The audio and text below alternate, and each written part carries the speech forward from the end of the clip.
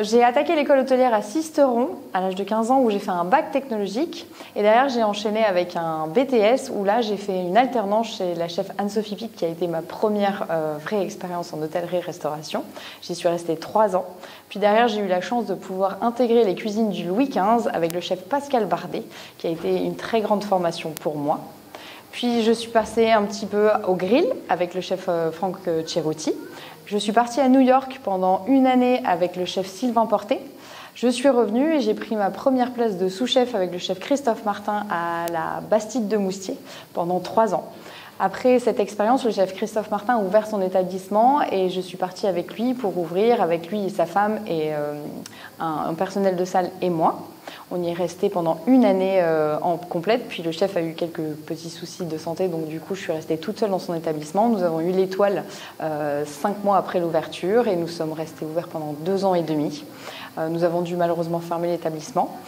Je suis ensuite partie quelques temps en Suisse où j'ai fait la rencontre du chef Franck Ferregutti, MOF, qui a été une très grande et très belle découverte en termes culinaires, mais surtout en termes d'humain. J'ai énormément appris avec ce chef et c'est Franck Ferregutti qui m'a donné ma première place de chef à la Benvengudo, où je suis restée 3 ans. J'ai passé 3 très belles années et aujourd'hui, je prends la place de chef au Hameau des Baux à Paradis.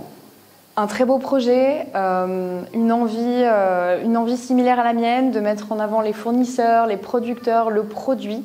On était sur la même ligne de conduite avec les fondateurs et les gens avec qui on travaillait, de pouvoir offrir une qualité de produits et de services à tout le monde, d'avoir deux belles gammes d'offres en termes de restauration, puisque nous avons 2 restaurants, la Petite Guinguette et Allegria, où on peut venir manger quand on veut. On est ouvert à tout public et on a vraiment le maître mot de tout ça, c'est les produits, la région, le local et les fournisseurs. Je suis fille et petite fille de paysans. J'ai grandi en mangeant de la terre et en travaillant et en récoltant les légumes avec mes grands-parents et mon père par la suite.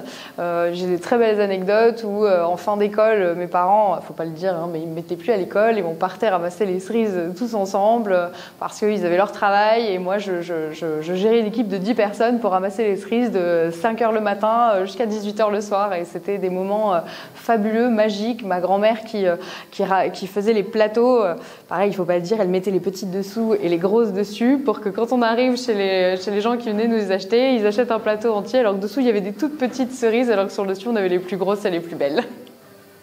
Alors la guinguette, on est sur le partage. On est vraiment sur des tapas à partager, sur des pièces de poisson et de viande à partager également. Les pièces de viande et le poisson sont faits sur la grillade, donc sur un gros brasero. Et les tapas, c'est tout du fait maison, mais on est dans ce concept de convivialité, d'instant détente et d'instant famille, amis. C'est une table où on se retrouve, où on passe un bon moment, on rigole, il y a de l'ambiance, il y a de la musique et la convivialité, je crois que c'est le maître mot de la Petite Guinguette. Alors, on a les petites panisses de Nice qui sont faites avec la farine du mas du moulin de Daudet qui est à Fontvieille. On a la salade de pastèque avec la feta de Johan qui est le fournisseur de fromage de Mossane. Puis on a le carpaccio de taureau qui est bien évidemment un mets local qu'on travaille avec la cheville provençale et qui est divin, servi avec quelques capres et un peu de copeaux de parmesan et de la roquette. Alors à l'Alegria, on est sur une offre qui change tous les jours, donc 2 entrées, 2 plats et 2 desserts qui se renouvellent chaque jour pour apporter le meilleur du produit. Donc là, on est dans le sourcing, on est dans le produit le plus frais possible et le plus local possible. On est sur une soupe au pistou retravaillée avec de la tomate, du pistou de basilic et puis surtout, elle est servie froide, chose qu'on fait un petit peu moins en Provence. Puis après, on est sur un caviar d'aubergine en cannelloni végétal avec un pistou de roquette, des morceaux d'aubergines frites. Puis après, on est sur du lapin, qu'on aura la cuisse confite et le rable juste rôti avec des fenouilles, des copeaux de fenouil qui sont restés dans une marinade pour apporter énormément de croquant et de fraîcheur.